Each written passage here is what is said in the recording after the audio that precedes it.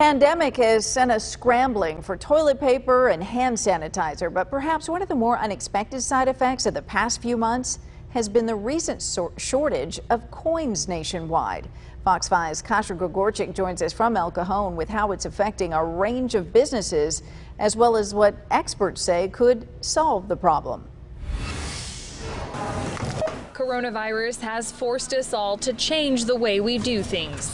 I locked up and tried to pay with cash. It was a couple weeks ago, and they said we're not accepting cash and you have to do an online order or go through drive-thru. Now even spare change itself is not exempt from the effects of the pandemic. The coin machines aren't open. You have to ask an employee to get you your quarters.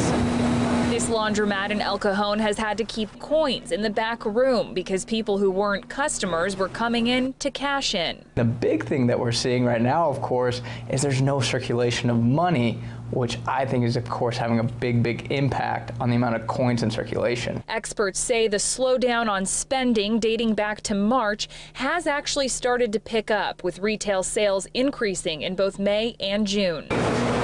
But it's the way people are being sometimes required to pay that is contributing to the absence of coins. So people are out there spending their money. I think a lot of that comes from the government stimulus. But I think the big thing that's slowing down the movement of cash is people are scared of the disease.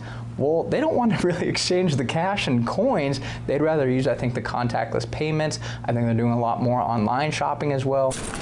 The U.S. Mint also decreased production earlier this year to keep employees safe, but still officials say the majority of coins are likely laying around people's homes or tied up in businesses that have yet to reopen amid the pandemic. It appears about 83% of coin circulation comes from those coins that are already in the economy.